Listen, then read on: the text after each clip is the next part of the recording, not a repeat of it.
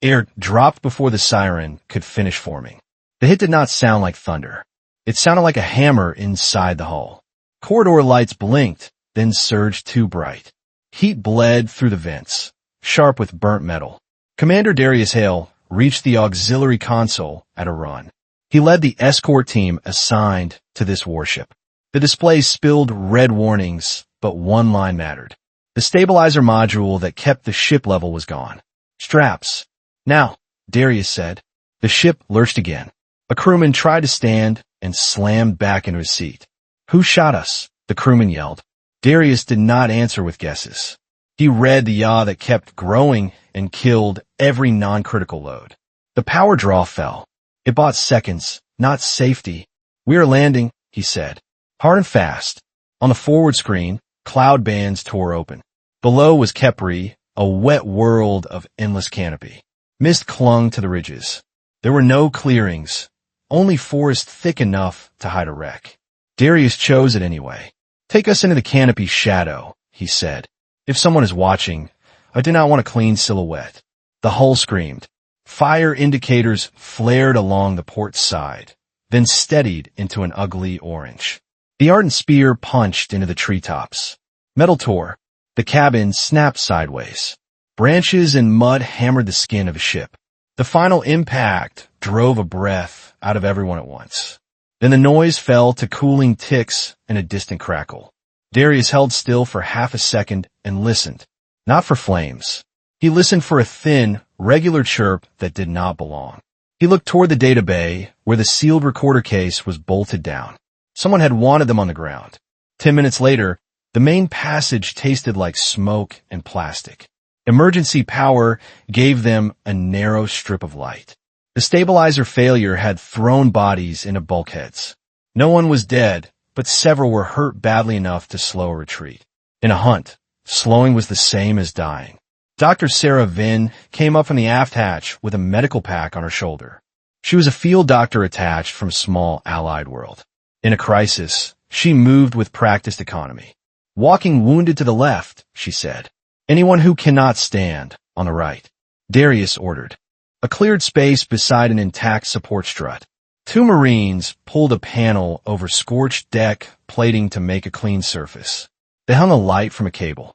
An engineer sat against the wall, breathing in short pulls. A security tech held a head wound, closed with shaking fingers.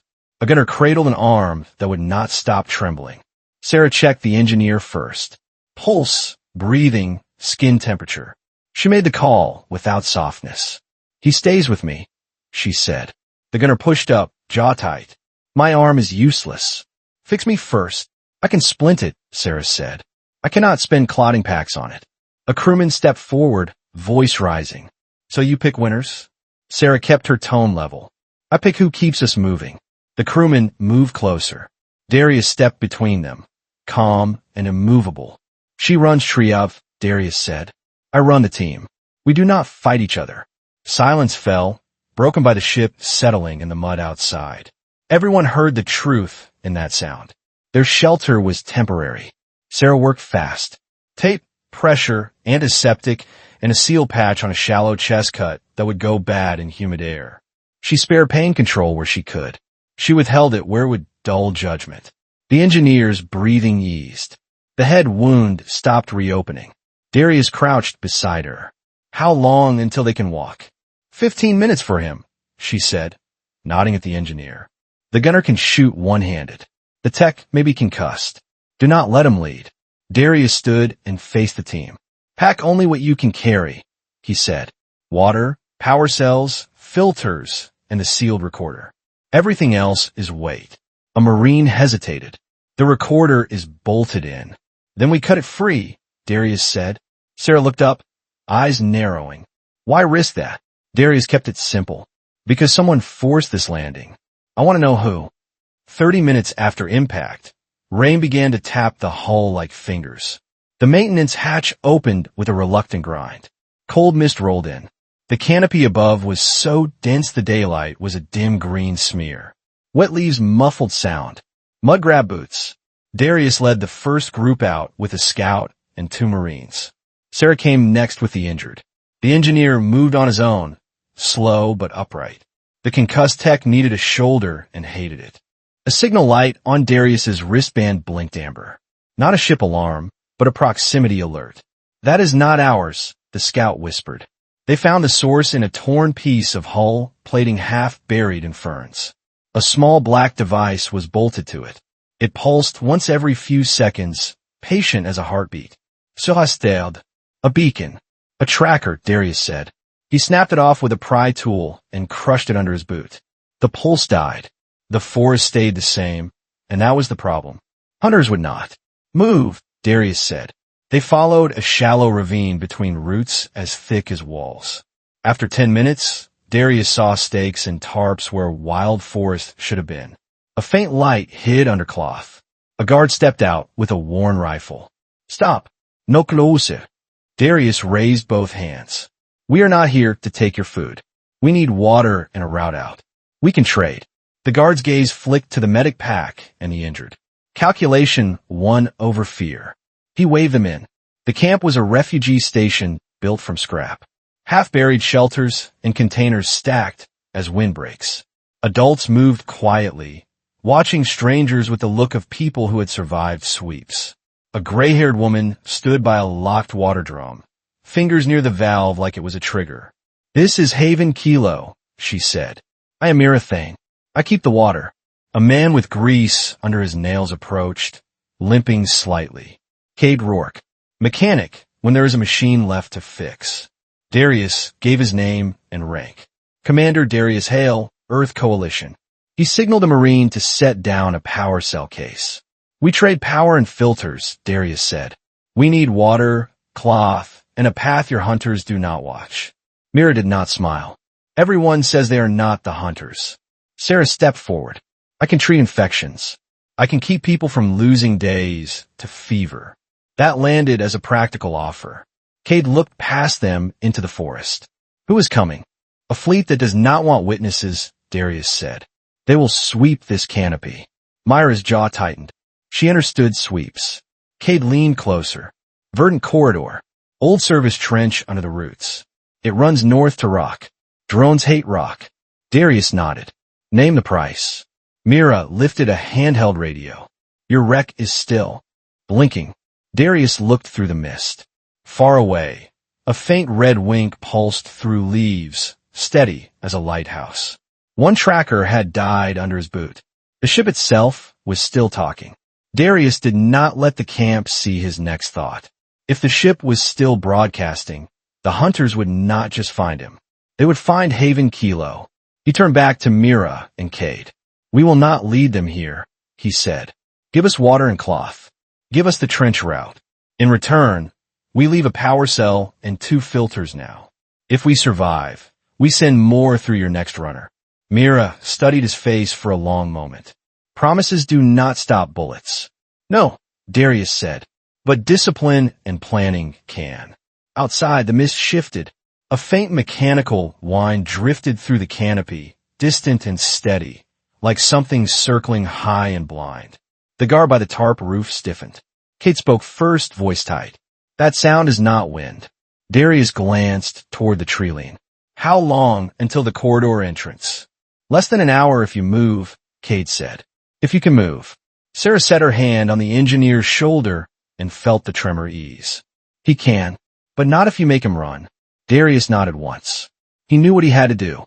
He would have to go back toward the wreck long enough to silence the signal, or they would be chased forever. He looked at the red wink through the leaves and forced his voice to stay even. "Then we move before the forest answers for us." Somewhere above the canopy, the sky remained hidden. Darius could still feel eyes on it. Someone had aimed them down to Khepri, and someone was already coming to finish the job. Air in Haven Kilo tasted like wet iron. Mist clung to tarps and cables. The red blink from the wreck still pulsed through leaves, steady and rude. Commander Darius Hale did not wait for fear to settle. He gathered his team under a tarp and spoke low. "We leave now," he said. "We go north through the route corridor." Mira Thane stood by the water drum, eyes hard. "And the hunters you bring?" Darius met her stare. "I will pull them away." Doctor Sera Venn finished taping a bandage around the engineer's ribs. His breathing was shallow, but stable. She checked a cut on his forearm and frowned. That will turn ugly in this humidity. I need clean water and time. You get both if we keep moving, Darius replied.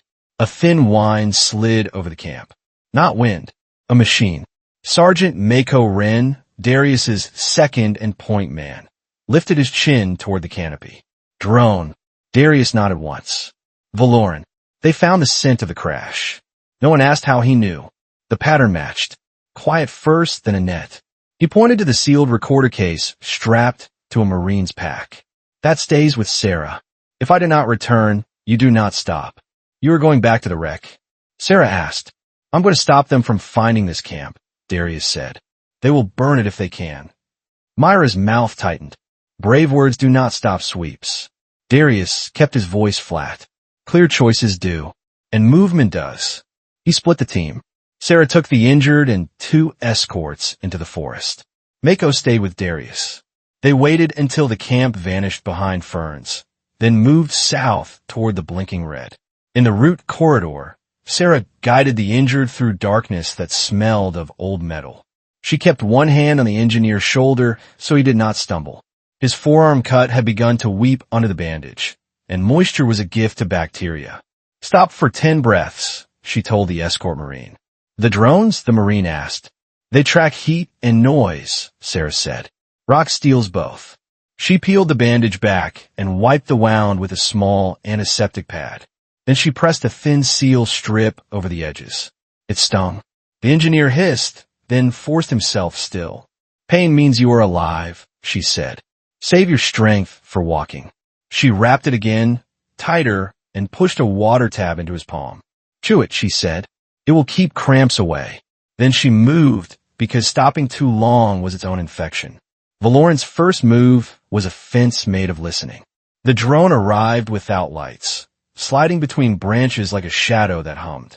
It paused, then dropped a small puck into the undergrowth. Another drone followed and dropped another. Mako whispered, acoustic and heat. Darius nodded. They want the exits. They will close every path we might choose. He did not fight the drones. He fought the map they were drawing. At a shallow stream, he stopped. In the water, he said, step on stones.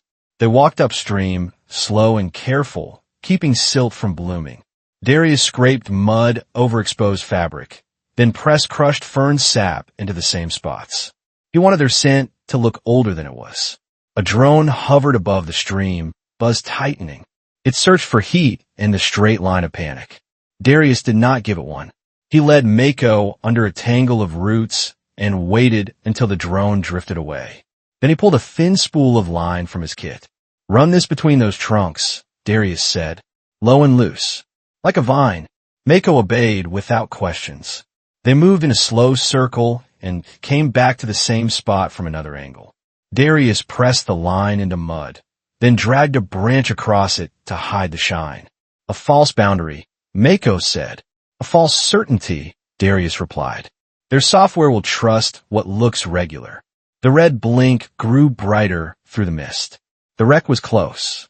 Darius's wristband vibrated once with a weak proximity alert. The ship was still broadcasting. Not a scream, but a steady beacon that taught Valoran where to aim patience. We shut it down, Mako said. Not yet, Darius answered. Not until they commit their net. Mako frowned. Why wait? Because if I cut the signal too early, they spread wider, Darius said. I want them to tighten first. A distant chirp echoed through the canopy, then another. Drones talking to each other. Mako exhaled through his teeth. The fence is closing. Darius nodded once. He moved faster now, still careful, using the shadow of the wreck's tilted hull as cover. Valoran's second move came on boots and teeth. It started with voices clipped and cold, not Earth dialect. Then came the sound that mattered more. Wet panting of a tracker running hard. Mako touched the mud. They have a scent rig. Darius looked at the ground. A strip of torn cloth from the crash lay tangled in a thorn bush. He picked it up with 2 fingers. They will follow what we shed, Darius said. So we choose what they smell. He led Mako into a narrow gully where roots formed a tunnel. The mud was deep and sucked to boots. It was a bad place to fight, which made it useful. Darius pulled wire from his pouch and wrapped it around a root, knee-height. He tied it to a springy branch and a weighted shard of hull metal. "A trip and a swing," Mako said. "Enough," Darius replied. Darius rubbed the torn cloth hard against his neck and wrist. Sweat and skin oils. He pressed the cloth into mud and fern sap, then dragged it down the gully in a straight line. Mako watched, expression tight. "You are feeding them." "I am steering them," Darius said. They left the gully by stepping on exposed roots and stones. Darius forced himself to touch as little vegetation as possible. Every leaf was a record. They hid behind hanging moss near a stream bend. The voices got closer. The panting became a growl. A Valoran hunter slid into the gully first, confident. Behind him came two more. A lean tracker strained on a leash, nose down, eager. The first hunter hit the wire. The branch snapped up, and the weighted metal slammed into his ribs. He went down hard, wind knocked out of him. The second hunter stumbled. The third tried to step wide, but the tracker surged, yanking the leash. The gully turned into a knot. Darius rose and fired 2 shots. He did not aim for bodies. He aimed for tools. A comm unit shattered. A rifle dropped into mud with a dull thud. Mako lunged in, fast, and cut a supply pouch free. He grabbed filters, a small canister of clotting foam, and a water cartridge. The tracker lunged toward Darius. Darius kicked mud into its face and backed away. He did not fight the animal. A hunter shouted and raised his weapon. Darius fired once into the ground near the hunter's boot. Dirt sprayed. The hunter flinched. Darius used the flinch and vanished into the moss with Mako. They ran for 2 minutes, then stopped in a hollow where roots formed a wall. Darius forced his breathing to slow. Panic made noise. Mako checked the stolen items. "This buys Sera time. It also buys Valoran anger," Darius replied. Behind them, the hunters' voices rose. More boots entered the gully. The tracker barked, frustrated. The chase did not stop. It sharpened. Mako looked at Darius. "They will not be careful now." "Good," Darius said. "Careful men look. Angry men rush." He glanced toward the wreck line. The red blinked still. Pulsed through leaves. Now we end the signal. The next pressure came from above, and it made the forest itself an enemy. The first pulse sounded like distant thunder, but the rhythm was wrong. It was measured. It repeated. It rolled under the canopy in clean intervals. Mako looked up at a patch of pale sky. Orbital fire. A thin bright line cut through the trees far away. Leaves hissed. Water flashed into steam. The air warmed fast. "They are burning by grid," Darius said. "They do not need to see us now." Darius checked his wristband and saw a weak signal from Sera's tracker, moving north. If the grid sweep marched that way, Haven Kilo would be caught between lines of heat. Darius made the decision without drama. "We shut the beacon now," he said. Then we give him a louder lie. They reached the wreck under cover of rising steam. Drones buzzed overhead, confused by heat and shifting air. Valoran hunters moved at the edge of visibility, keeping distance from the hot zones. The ardent spear lay in mud like a wounded animal. Its skin still ticked as it cooled. Inside, emergency light barely held. Darius slid into the breach with Mako at his shoulder. The ship smelled of burned insulation and wet earth. They reached the beacon housing near the data bay. A black module pulsed red, bolted to a failing power line. Darius set his cutter and worked fast. Sparks jumped, then died in damp air. The last bolt gave. He ripped the module free. The red pulse stopped. Outside, a drone chirped sharp, then climbed. Valoran noticed the silence. "Let them," Darius said. He pulled a spare transmitter from the ship's emergency kit. It was simple, but strong enough at short range. He wrapped it in foil from a ration pack, then taped a heat patch to it. Mako stared. "You wanted to look alive." "I wanted to look like us," Darius replied. They ran a cable from a dying junction and boosted the transmitter output. It began to repeat the ship's old beacon pattern, but stronger. It was a shout. Darius carried the decoy into a drainage channel under the hull and shoved it downstream toward the marsh. He wanted Valoran to see the signal moving, fleeing, desperate. They exited through a side hatch and dropped into mud. The air outside was hotter now. The grid fire was creeping closer. A Valoran squad appeared between trees, rifles up. The tracker animal strained at its leash, nose lifted. Darius did not trade shots. He threw a flare into open ground and ran the other way. The Valoran squad snapped toward the flare, eager for proof. Their tracker lunged. They followed instinct. They followed light. Behind them, the decoy kept shouting from the marsh. Orbital fire answered. A bright line struck the open ground near the decoy path. Rage collapsed. Steam exploded. A second line followed, then a third, stepping across the marsh like a ruler. Valoran had aimed their own hammer at the wrong nail. Darius and Mako ran north, using rock and shade. They did not stop until the heat behind them softened. The buzzing drones drifted away, chasing the false signal. At the ridge, Sera waited with the injured, pressed into the shadow of stone. Her eyes were tight. "You are late." "We are alive," Darius replied. He handed her the clotting foam and filters. Sera took them and did not soften. Valoran burned the forest. For a box and a rumor. Darius touched the sealed recorder case. "For proof. And for whoever sold our location." Sera looked at him. So, this was only the first hand. Darius stared into the sky. He could not see. The grid fire continued somewhere behind them, patient and cruel. "Valoran is clearing the board," he said. "That means someone else wants to play next." He turned north. "Move, before the forest forgets we were here." Air in the rock shadow felt cooler, but it smelled of wet stone and smoke. An hour had passed since the grid fire. The forest behind them still hissed, and steam rose in thin threads between trunks. Commander Darius Hale kept the group moving until the ground turned hard. Roots gave way to broken basalt and slick moss. The canopy thinned, and the sky remained a gray lid. Sergeant Mako Wren stopped beside a boulder and listened. "No drones." "Not close," Darius replied. "That does not mean alone." Dr. Sera Venn set her pack down and knelt beside the engineer. His name was Chief Engineer Bramokes. His ribs were taped, and his eyes stayed sharp through pain. Sera pressed 2 fingers to his wrist. "Your pulse is fast." Bram tried to shrug. It became a grimace. "I can still walk." "You can," Sera said. "For now." Darius pointed to a narrow cleft between stones. "We shelter there. 10 minutes. No more." Mako lowered the sealed recorder case onto a flat rock. The case was scarred from impact, but its locks had not failed. Darius watched the fog roll past the opening like slow water. This box made them burn the forest. Bram pulled a small tool from his pocket. "If I can access the port, I can read it." Sera looked up. "And if you do, you may light us up again." Darius nodded. "We do it once. We do it fast. We do it under stone." Mako set a blanket over the case. A crude shield, but every layer mattered. Bram slid the tool under the edge and found the hidden connector. A thin screen flickered to life inside the cleft. Its light was dim, and Darius liked that.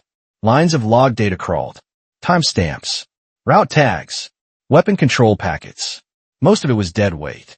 Then Bram stopped. His finger froze over one line. "That is wrong." Darius leaned in. "Read it." Bram swallowed. "Fire authorization. It is stamped with coalition authority." Mako's jaw tightened. Valoran spoofed it. Bram shook his head, slow. "This is not a crude spoof. The key exchange is valid. The relay path is valid." Sera stared at the screen. "Valid means what?" "It means it passed the checks," Bram said. 3 signature slots. Biometric data. All green. Darius felt his stomach drop in a way the crash had not caused. "That should be impossible." Bram tapped another line. "Look at the route." It came through a coalition relay. Not an open channel. Not a captured repeater. Mako leaned closer. "So one of ours sent it." Bram's voice turned hoarse. "Or someone inside our network did." Sera exhaled once, controlled. "Why would they do that?" Darius did not answer at first. He stared at the packet header. It was not random. It was precise. "They wanted this ship down," Darius said. "And they wanted this recorder intact." Bram scrolled. A second block appeared. A short burst of coordinates, a targeting solution, and a predicted landing ellipse. Mako's eyes narrowed. They calculated where we would fall. Sera looked from the screen to Darius. So Valoran did not guess. They were told. Bram pointed at a field near the bottom. Sender tag. Coalition. Transit oversight. Mako swore under his breath. That office routes convoys. Darius stared at the words until they burned into memory. Someone sold a warship to the enemy, Sera said. Bram shook his head again. Not only the enemy. This packet was mirrored. 2 external listeners pulled it. One was Valoran. One is unknown. Sera's eyes hardened. That explains why the beacon silence did not end it. Darius shut the screen off. The dark returned. The silence felt heavier than noise. Packet, Darius said. No more reads. We carry proof. We find a clean relay. We sent it wide. Mako kept his voice low. Wide means a public burst. Public means Valoran hears it too. Darius nodded. Let them hear. If they chase the truth, they chase the wrong prize. Bram shifted against the stone. There's a survey mass north of here.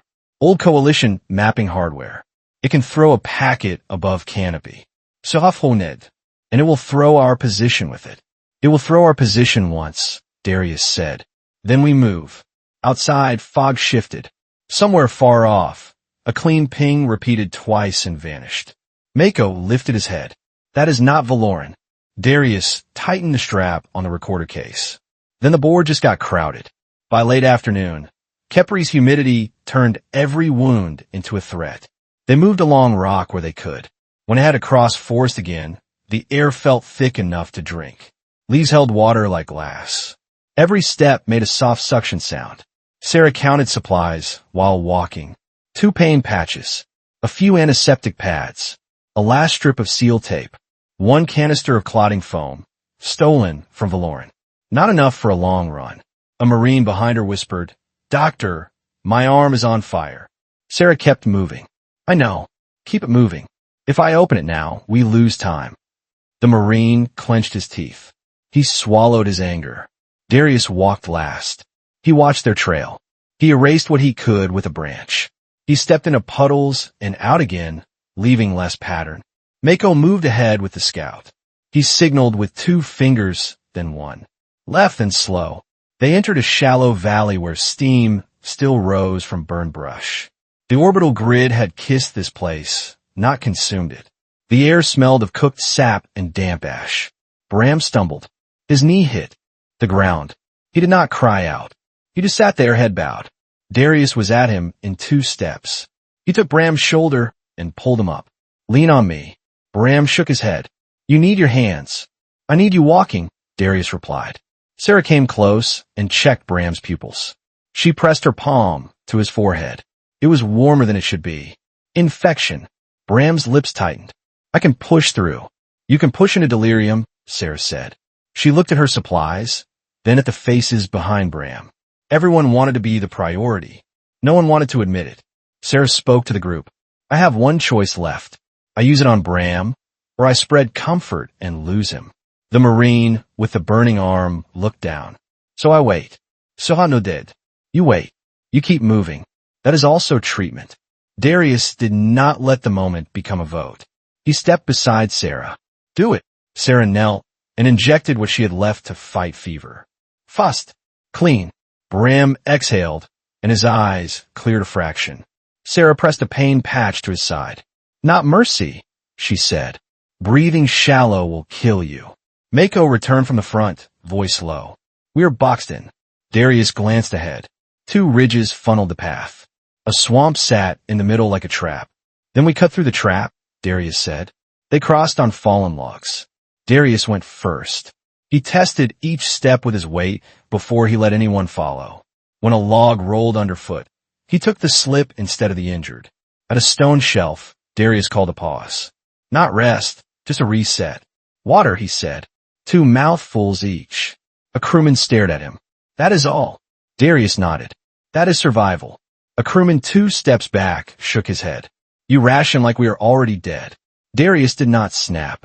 He handed the man his own canteen cap and walked past him. Then live. Carry the pace.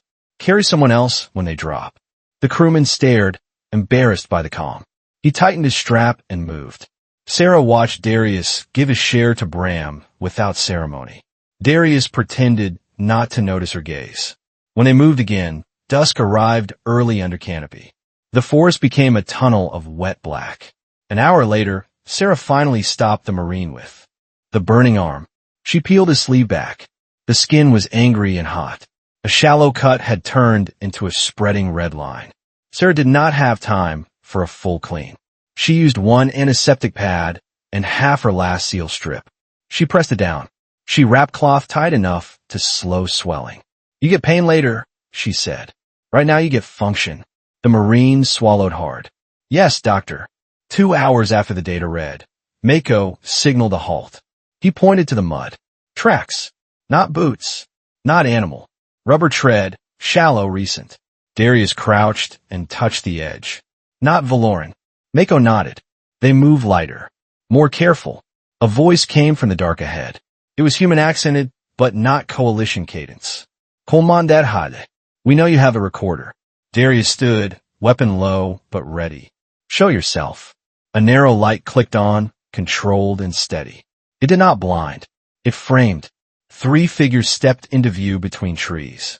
Their armor was matte and clean. No Valoran crest. No coalición bite. Each wore a small metal strip on the chest, black with a white meridian line. The center figure lifted an open hand. "We are not Valoran. We are Black Meridian." Mako's eyes narrowed. "Mercenaries." The woman did not deny it. "Recovery contractors. We are here to extract an asset." Sera shifted her weight, reading distance and angles. These were not hunters driven by hate. These were professionals driven by invoices. Darius kept his tone even. "How did you get my name?" The woman smiled without warmth. "Your recorder told us where you would land. It told Valoran too." Darius felt the insult in it. Proof that the betrayal reached more than one enemy. "What do you want?" Darius asked. "We want you alive," the woman said. "Alive means you keep walking." She gestured behind her. A second contractor raised a compact launcher. A net rig aimed at legs. Beside him, a third contractor held a short, dark pistol, muzzle down. Sera spoke before Mako could. "If you want us alive, you do not net the injured." The woman glanced at Sera. "Doctor Sera Venn. Field medic, allied attach. You are valuable too." Sera est trop tightened. Her name had traveled through channels she had never touched. Darius asked, "You plan to sell us?" The woman shook her head. "Not you. The recorder." She took one. Slow step closer, careful to keep her hands visible. A small speaker on her collar pulsed once, then went silent. A jammer, short range, enough to make rescue calls useless. "Surrender the case," the woman said. "We provide water, antibiotics, and a safe route." She nodded towards Sera's pack. "Your engineer is running a fever. We have broad-spectrum antibiotics. We have sterile wraps. We have a stretcher drone if you stop resisting." Sera kept her face neutral. "Antibiotics do not buy trust. They buy time," the woman replied. "Time is what you're spending like coins." Mako's voice was a growl. "Safe route to what?" "To a shuttle. To a transfer point. Then we walk away." Darius heard the missing words. "Walk away richer." "And if I refuse?" Darius asked. The woman tilted her head. "Then we take you. We do not kill you. We do not need to." She pointed upward with 2 fingers. "Valoran is still burning squares behind you. We can let them close the net, then pick you up from the ash." Sera looked at Darius. "They're using the fire as leverage." Darius nodded once. "Different predators." The woman heard it. She did not flinch. "Predators keep their contracts. Your coalition did not." A distant whine rose over the trees. Not one drone. Many. Valoran was sweeping again, patient. Darius weighed his options in a blink. Give the case and live as a prisoner. Keep the case and die in a grid. He chose a third. He set the recorder case down, slow. He stepped back, hands open. Mako's muscles tensed. "Easy," Darius said low. The woman leaned toward the case. "Good." Darius's hand flicked to the side. A small flare rolled into the brush behind the contractors. It popped with a bright hiss. The contractors turned on training. Eyes to light.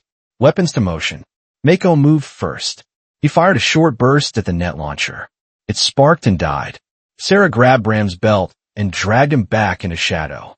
Darius lifted the recorder case and ran. He used the moment of confusion like a door. Behind him, the woman shouted, still controlled. Do not shoot him in the spine. Legs only. Bring him breathing. That sentence told Darius everything.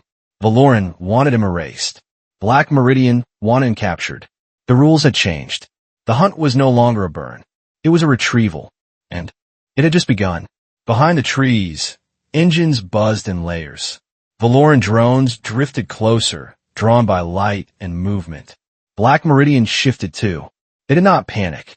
They spread, trying to cut angles and herd Darius into open ground. Mako caught up beside Darius and spoke one word. North. Sera dragged Bram with both hands and did not look back. The Marine with the bandaged arm limped, but he kept pace. Darius felt the forest tighten around them. Valoran wanted a clean kill. Black Meridian wanted a clean capture. Both could happen if he slowed. He pressed the recorder case to his chest and drove them into the rock line. There, drones lost contrast and nets snagged on stone. Behind them, the contractor shouted again, calm and exact. Legs only. Keep him breathing. Night settled along the rock line. Commander Darius Hale kept the sealed recorder case tight to his chest. He led the team through broken basalt and thin fog. Sergeant Mako Wren stayed one step ahead, eyes scanning for angles. Dr. Sera Venn half-carried Chief Engineer Bram Oaks between them. Mako whispered, they will go for the camp. Darius nodded once. Black Meridian will not chase blind. They will buy eyes. Sera looked up from Bram. You promised Mira you would not bring hunters.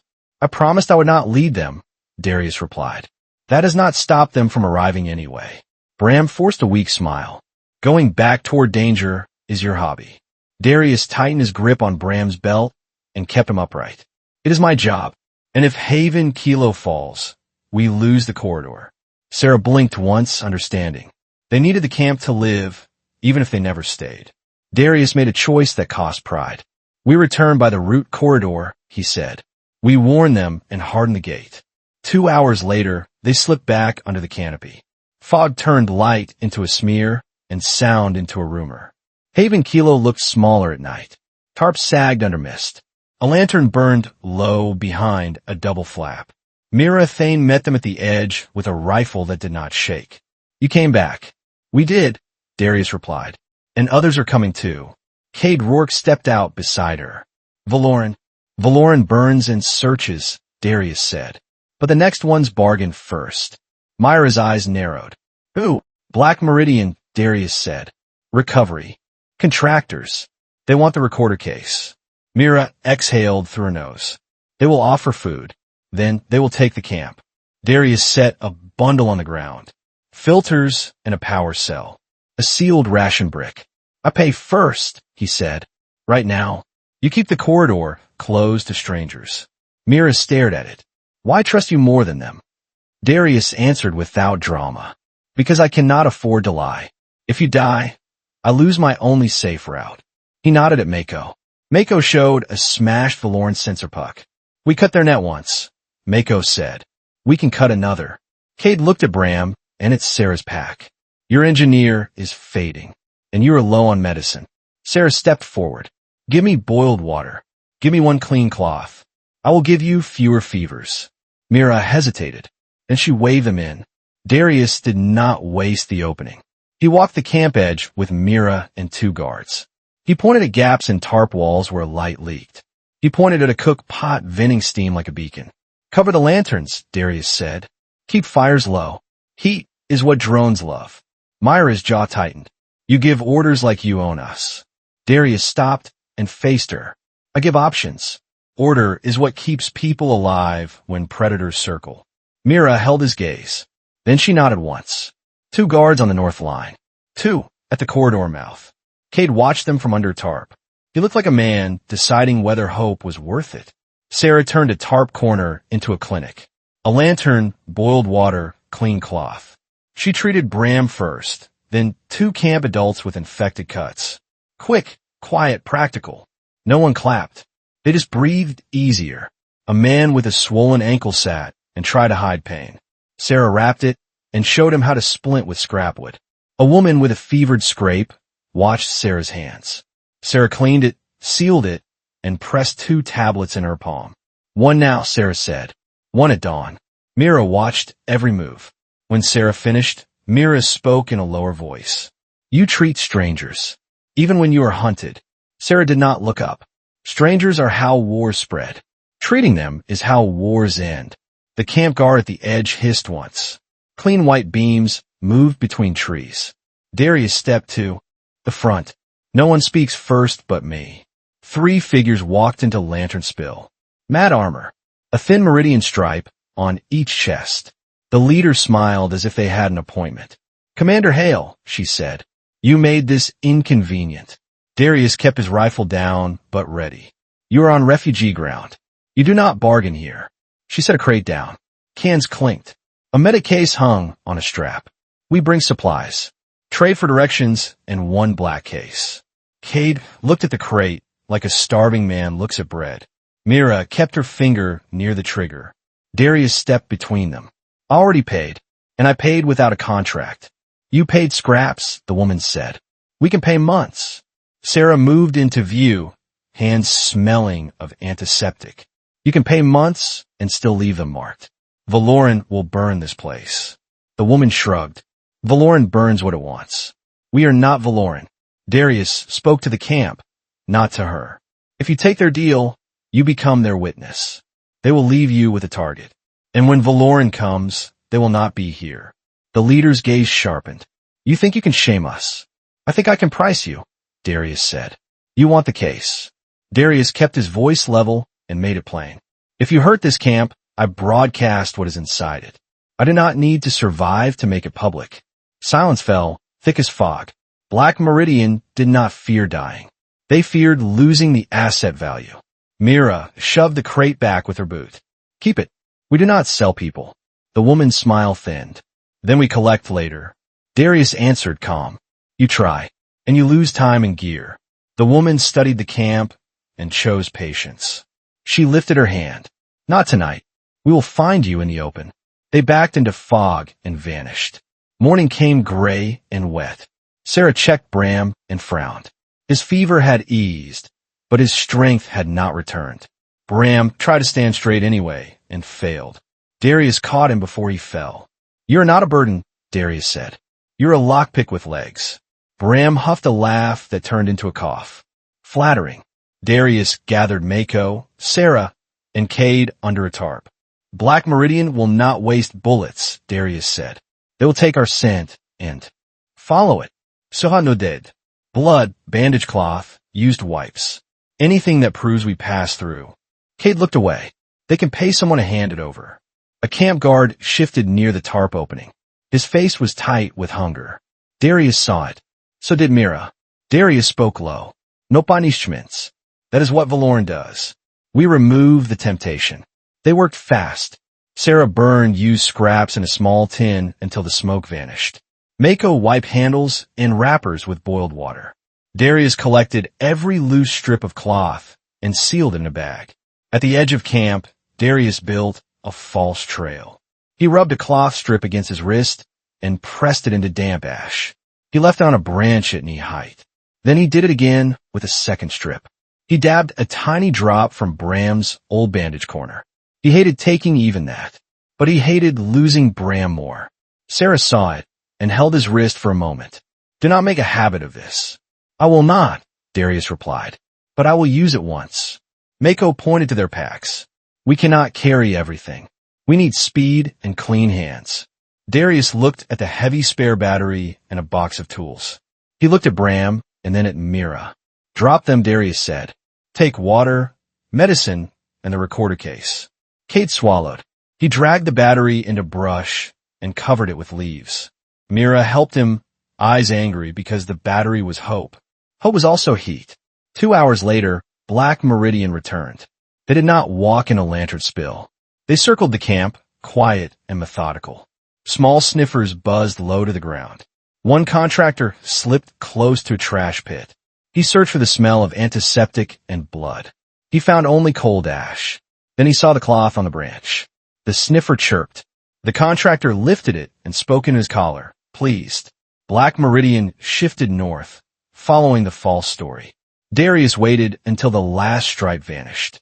Then he moved the camp by a short distance, enough to break the next sample. Mira hated it, but she did it. Sera guided Bram through the corridor again. Bram did not complain. He only breathed and walked. When they emerged, Darius looked back once. Haven Kilo was a dark shape under leaves.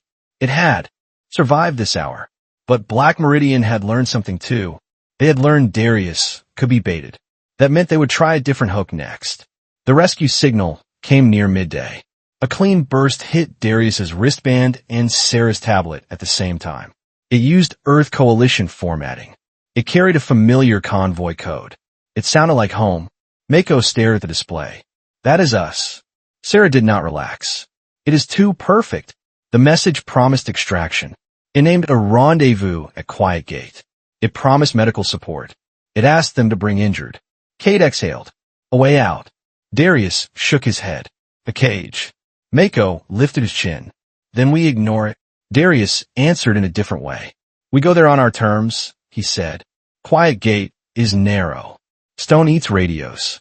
Lies have less room. Sera understood. You want a choke point. I want to take their tools, Darius replied. Without turning this into slaughter. They reached Quiet Gate before the sun dipped.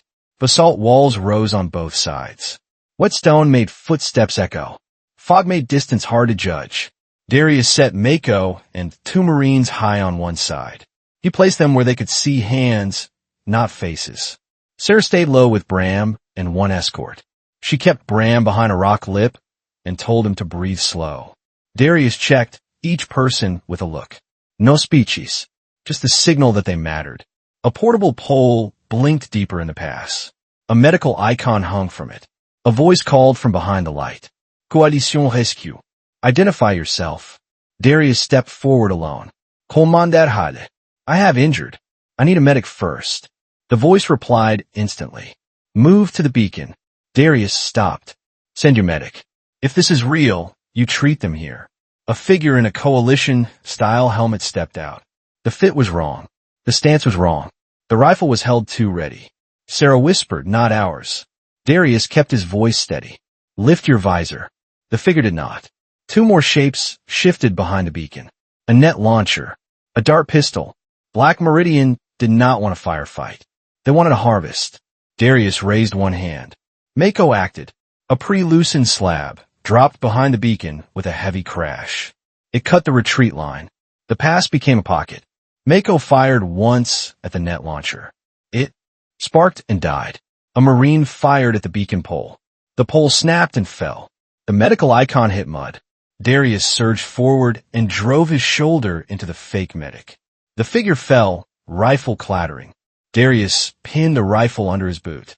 A contractor tried to run backward. He hit the fallen slab and stopped. Darius kicked the dart pistol away and tore a collar device free. A jammer, cold and expensive. Walk out, Darius said. Slow. Empty hands. The contractors hesitated. Then they obeyed. They feared losing profit more than bruises. Mako kept his aim steady until the last stripe vanished. Then he exhaled like a man releasing a weight. Darius snapped the beacon battery pack and dropped it into a puddle.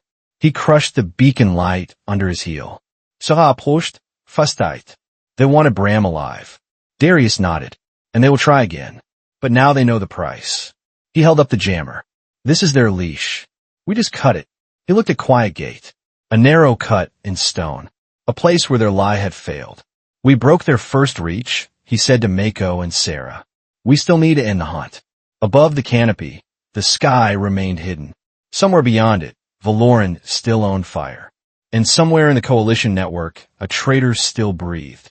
Air over the basalt pass had turned thin and cold. The forest below still breathed steam from Valoran grid strikes, but up here the air felt clean enough to think. Commander Darius Hale studied the ridge line and the gray sky above it. Somewhere beyond those clouds, Valoran Dominion ships were patient and cruel. Somewhere else, Black Meridian contractors were patient and paid.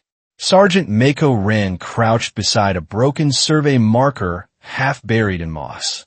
This is the old mapping mast Bram mentioned. Mako said, the relay head is gone, but the trunk and conduit are here.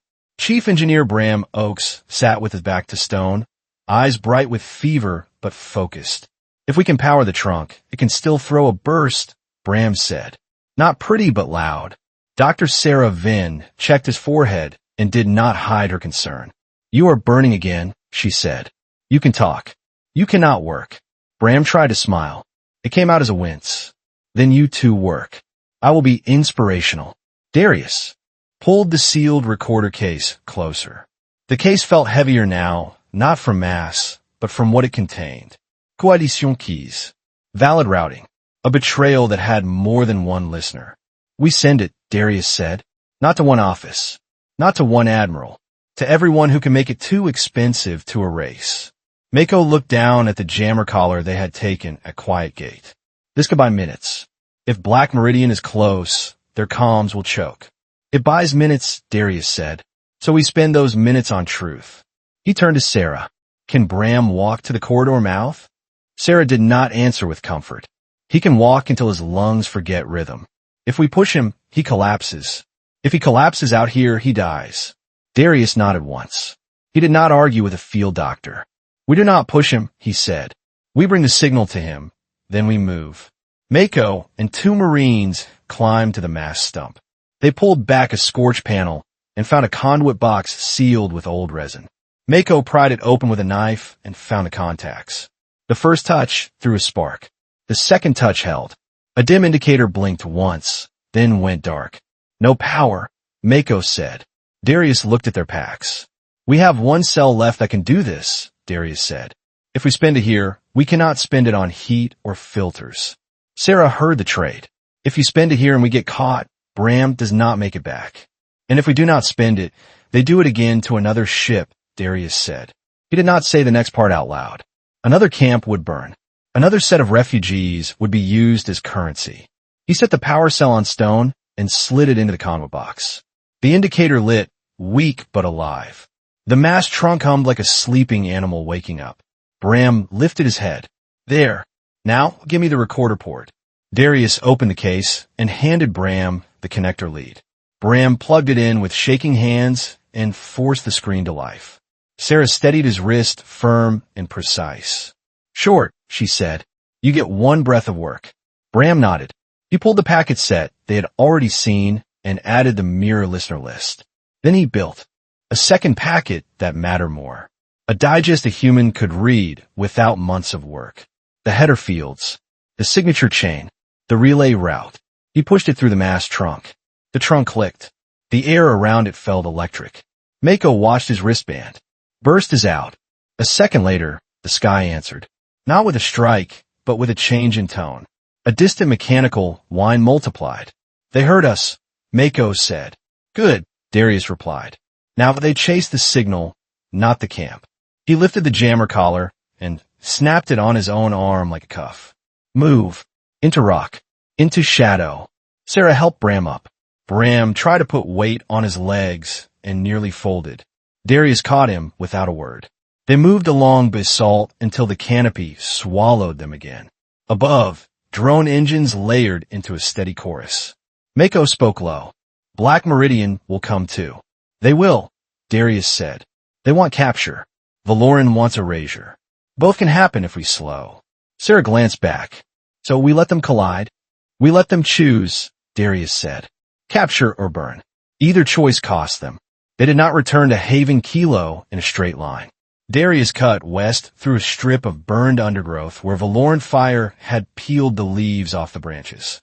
Ashid tracks, and drones struggled with it. Mako glanced back at a faint glint between trunks. Black Meridian. Sera tightened her grip on Bram. They will not stop, and Bram cannot sprint. Darius pointed at a narrow ravine where basalt rose on both sides. Then we make them choose in a bad place. Water dripped from cracks. Sound carried. Radios failed. Darius pulled out the small decoy transmitter he had used before. He set it deep in the ravine, taped a heat patch to it, and gave it one clean burst of the same pattern Valoran had been chasing. Mako watched him clip the captured jammer collar to a branch near the mouth. You want their nets to fail. I want capture to become slow, Darius said. Valoran will make slow expensive. The first contractors arrived without lights, moving like people who expected paperwork after violence. Their leader called out, "Calm. Colmandat Hade. Give me the case." I walk away. Darius kept his rifle low. "Leave." A net gun lifted. Mako fired once and broke it. The contractor ducked and the leader's voice tightened. "You will hide behind refugees?" "You offered to buy them," Darius said. "That is worse." Above the canopy, drones multiplied into a steady chorus. Valoran had heard the burst. The hum tightened like a hand closing. Darius moved his team behind stone ribs and waited until Black Meridian pushed in, trying to get past the jammer and deeper into the ravine. They wanted him breathing. They wanted the case intact. The first strike hit the ravine mouth. Heat rolled in. Rock flashed and threw steam. Black Meridian shouted and ran inward, away from the open forest. Darius stayed low and let the fire do what it was meant to do. Not kill them all, just break their rhythm. A second strike hit closer, and the ravine shook. Pebbles rattled down onto helmets. In the chaos, a Marine near the rear gasped and grabbed his thigh.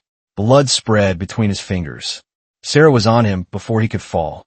She pressed hard above the cut, sealed it fast, and wrapped it tight. "Can you move your foot?" Sera asked. "Yes," the Marine rasped. "Then you keep it," Sera said. "Stand when I tell you." The decoy went silent, cooked by heat. Darius nodded once. Valoran would think the asset had died in fire.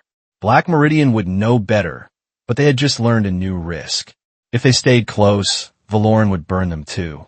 Mako listened at the ravine mouth. They are pulling back. Darius did not chase. He had seconds, not victory. "We go to the camp," Darius said. "We cannot outrun this with injured." At the corridor mouth near Haven Kilo, Mira Thane met them with 2 guards. Her face was set like stone. "You brought fire again." Darius knelt by the wounded Marine. "We bought you time," he said, "but it is not over." Myra's gaze flicked to Bram's pale face and back to Darius. "You cannot stay." "We do not stay," Darius said. "We pass through." He looked at the wounded Marine and made the hard choice. One stays if he cannot make the run. Sera stiffened, then saw the man's shaking leg and the swelling under her wrap. She hated the answer, but she did not lie. "He will tear it open if he runs." Mira hesitated. Cade Rourke stepped out from behind a tarp and looked at the wound with a mechanic's blunt attention. "He needs a clean corner and boiled water." "We can do that." Sera turned to Mira. "Let me work. Do not make this place a bargaining chip." Mira held her gaze, then jerked her chin toward shelter. "There." Darius leaned close to the Marine. "Your name?" "Corporal Juno Vale," the man said, voice thin. "Juno, you stay with Dr. Venn," Darius said. "You hold your ground and you listen to her. We finish this and we come back for you." Juno nodded once. He did not beg. He understood what survival required. Mako shifted his rifle. Quiet escape is gone. Darius touched the recorder case. "Quiet died when they sold us," he said. "Now we leave loud." Dawn broke dull and wet over Khepri. Sera worked in the shelter Mira had given her, door flap closed and lantern low. Corporal Juno Vale clenched his jaw while she re-wrapped his thigh and checked for heat spreading under the skin. "You are not dying today," Sera said. Juno managed a thin nod. "Yes, doctor." Outside, Darius stood with Mako and Bram under a tarp line. Bram looked wrecked, but his eyes were clear. "The proof packet went out," Bram said. "If any relay still lives, someone heard it. Someone will also come to bury it," Mako said. Darius looked at Haven Kilo and felt the weight of what he had done. He had dragged predators toward a refugee camp, then fought to keep the camp standing.